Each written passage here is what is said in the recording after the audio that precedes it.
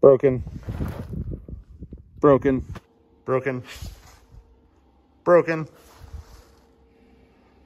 Incredibly broken. Also broken. Hey friends, Dustin here. You're watching the Life of Lynn channel. Thank you guys so much for tuning in today. And everything I have is broken. All of it. That is why I am super happy to be working with Amaze to offer you guys the chance to win a Mercedes Sprinter van that isn't broken. This thing is wrapped up with $80,000 worth of eco-friendly Van Smith modifications. Yeah, she's a whole liveaboard unit. Plus, guys, when you enter for a chance to win this beautiful Sprinter van, you're going to be supporting a great cause as well. That is the Justin J. Watt Foundation. Guys, this foundation is on a mission to help middle school age children to dream big by providing them with after-school opportunities and to help them get into athletics right there in their local community. Guys, your generosity is going to help these kids out by building a solid foundation that's going to stick with them for the rest of their lives. Pretty awesome. Rig is set up nice. Plus, it's been fully modified by Van Smith. It's got all the cool things. It's got bamboo in it. The insulation's actually made out of wool. So that's eco-friendly and warm and also not cheap, but you don't have to pay for it. First thing I would do is drive it to the auto parts store so I can get parts for all my junk. And after I did that, I'd take that rig right up into the mountains and do some sweet off-grid camping. Friends, for your chance to win this awesome Sprinter van with $80,000 of Van Smith customizations already done to it, and you're going to be supporting a great cause, the amazing work over at the Justin J. Watt Foundation. Head on over to omaze.com/LOL Sprinter. Link down in the description. Now, let's get back to fixing my junk, because I might need to drive somewhere at some point in time. Let's get after it. She broke. Nothing but neutrals on the highway. I was hoping that it was transfer case related, and well, I got lucky. It was. And the transfer case is really, it's fine. What happened was, well, this part is supposed to be attached to this part here. So what that is the shift fork for our high and low range in the transfer case. Goes on that guy and moves it in and out of that gear set. So right there, it's fully engaged. That's high gear, I believe. And then there's a neutral in between it. That way the gears can get fully disengaged before engaging into a different set of gears. And then that will drive this outer planetary like that. And that would be the low range, because when you spin this, it slows it down quite a bit. But yeah, for some unknown reason, after over 200,000 miles on this truck of absolutely no issues, this broke. And if you kind of look at this, this looks like cast aluminum, maybe magnesium. I'm going to go with cast aluminum. But the casting just looked like it was junk from the beginning. See all the pits and stuff in there, and yeah, it just wasn't great. So I think that was our fail point. I have found nothing else wrong with this transfer case. Gear sets, all this looks great. The chain looks great. This might have gotten a little heat on it from slipping out. Everything looks fantastic other than that for some reason. So I did the right thing, and of course just bought a duplicate of the part that failed. This casting does look a little bit better though, if you can look at that. Everything else looks good. So I'm going to clean all this stuff up. Get my brake parts cleaner and reassemble it with our new one. And then the fun part of me setting that on my chest and sliding underneath my truck, because I still don't have a lift here. That's work in progress, guys. Stuff's expensive. You guys might have noticed. It's a save up kind of thing. So I'm going to try to get that back in the truck and get the truck going, because it is September now, and I'd really like to get the our sweet Overland off-road vehicle ready to go on some fishing trips, because fall fishing is right around the corner and I can't wait to go cast a line and not catch anything like usual, and you know, just have fun doing that. Sorry if you guys can hear the fan, but I need to cool off. Let's get this thing cleaned up and back together. And I already used these apparently. This one? Yep. That's, I'll go get, oh, this one. Yeah, there's a little bit left in there.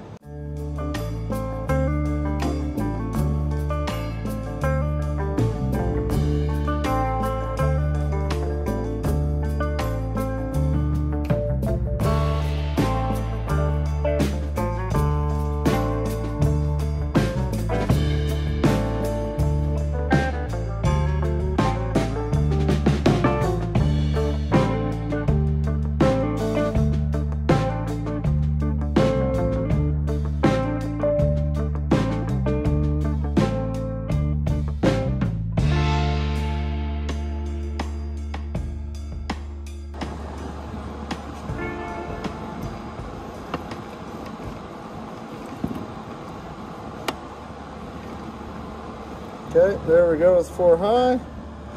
And now we're gonna go into 2 high. Just like that.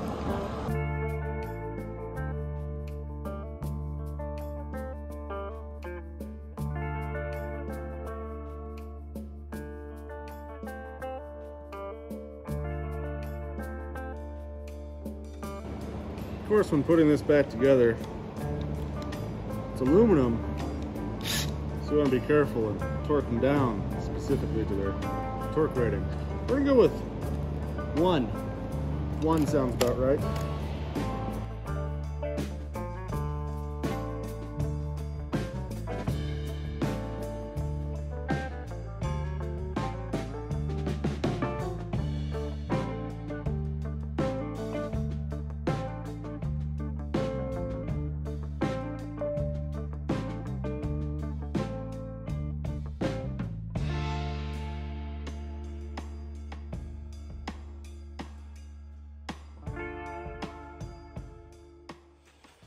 Good morning, friends. It's tomorrow, which is now today. Either way, transfer case completely reassembled. Already cleaned our gasket surface on both this and the transmission, so it's ready to go back in. Feels nice, sounds good, all the things we want. So hopefully it works, because a $50 fix is much better than a new transfer case. A new transfer case is almost $2,000 for this rig, and even a used one's about $1,200 So a $50 fix hopefully does it. Yes, I know my getup's changed because the bottom side of my truck is completely covered in mud, even though I washed it. So large boulders fall into my eyeballs, kind of an issue, and my hat brim hits components right underneath there. So this is today's getup. You won't have to see too much of it, don't worry. I'm gonna go ahead and bench press this on top of my chest and get it up underneath there, get it back together. I'm gonna put a little bit of sealant on here. Going back together is probably gonna be a lot harder. You know, coming out, you just slide it and then try to figure out how to get it down. Going back up, I'm gonna have to take some precision to get all of these studs lined up in it, and probably gonna take a minute. So hopefully it goes well. We'll get it back together, get those bolts in, and then start putting all our components back in. Our transmission cross member, I have already cleaned it up and painted the spots that had contact with other metal surfaces, had a little rust on it. So those are all been cleaned up, painted with some Rust-Oleum, looking good. Drive shafts are cleaned up, ready to go back in. Shouldn't be too bad. Famous last words. Okay, let's do it. All right, so I got to get this thing up in on top of me. And I'm going to be on my creeper because I'm still nursing a bit of a neck injury. It's kind of hard to work like I need to. But you got to do what you got to do. All right.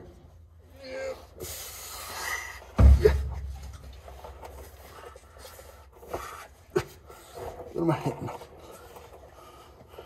On the plus side, it's not full of oil. It's dripping all over me this time.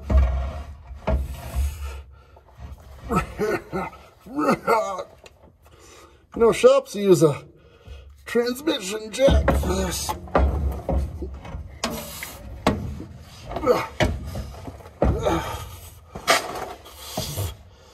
Which is, I would say that would be a recommended thing to have. Oh, there's rocks underneath my creeper. Okay, position my body directly underneath it. I can kind of see where things line up.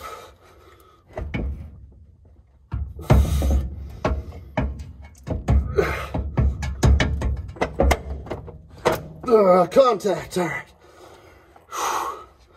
I'm gonna hold that with one hand. Get one of these top nuts on there so it doesn't slip out. There's not a lot that fits in here. I find you're gonna have to have an angled ratchet so you can get back here up and just kind of rotate it like that. And then one of these ratcheting wrenches works pretty good. You don't have a lot of clearance around these things, you can't really get a good sized socket in there. Am I upside down? I'm probably upside down. There we go. All right, I'm gonna go ahead and bolt up the rest of these cross members, throw those drive shafts in there. We're gonna test it. Hopefully it works.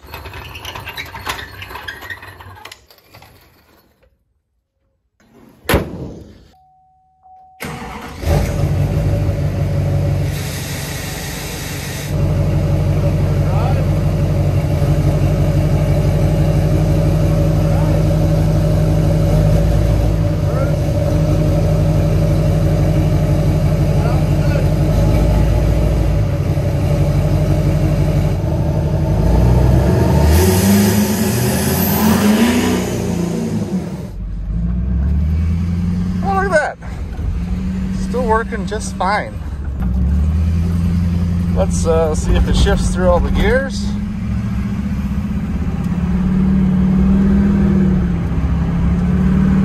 There's third, fourth, fifth, third gear, fourth gear, fifth gear, sixth gear, overdrive. All right, that felt fine. Let's attempt to use the 4 high. Blinking, blinking, solid light.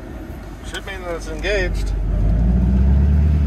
Yep, got forward motion. Definitely in 4-wheel drive. Okay, to go to 4 low, we gotta go to neutral. Come to a complete stop. All right. Oh, it says it switched. Let's try it out. Stability track off. Computer thinks it's in 4 low.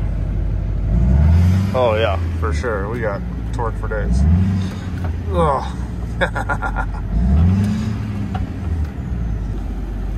Too high. Oh yeah, we're good. Friends, the truck is back together. I just put the camper back on it. And she's ready to go off on an adventure again, which is great. But before I do that, some folks recently have been sending me some things ever since I started posting about my solar shop. My email inbox is full every day. And I've turned down 90% of the companies that wanted to send me some things. And I said, no, I'm not really interested. Just because I didn't think you guys would be interested. But I do have a cool one here. Yeah, big solar panel and a pile of parts. My kids already unboxed it for me, so you know, hopefully all the parts are here. But essentially, what I have here, the Pivilolub, whatever that says, PVILub, Pivilolub. We're gonna go with Pivilub HC2000. This is a 2000 Lumen street light with a lithium battery in it that is solar charged. So you can mount this thing anywhere and have a street light. And it's programmable, which is kind of cool. Little remote, you can press the button, you can have it be dim all night long, or bright for the first 4 hours and then dim, or you can have it motion sensing only, dusk to dawn, all that stuff. So I'm gonna mount this guy in the shop. I needed the truck finished, that way I can stand on the roof of my camper and hopefully install it. That's the goal. I'm gonna try to do that real quick.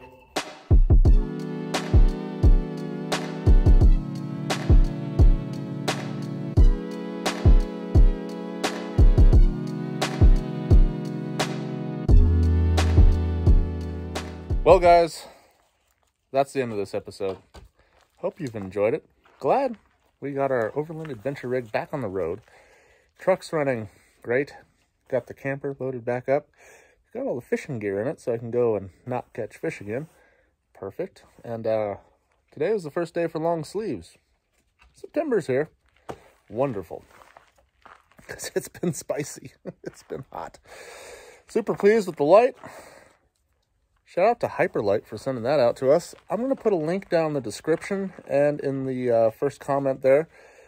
That's going to get you guys a certain percentage off. I can't remember how much, but it's a discount code for you. So if you follow those links, use that code, you can get that light way cheaper. And honestly, it is a street light for your house, and it's solar powered, so you don't have to wire it. You literally just bolt it to something. Pretty impressed. I'm happy with it. Appreciate you guys watching. If you guys liked the videos, hit the subscribe button if you haven't already, and I appreciate each and every one of you guys. God bless you. We will see you next time.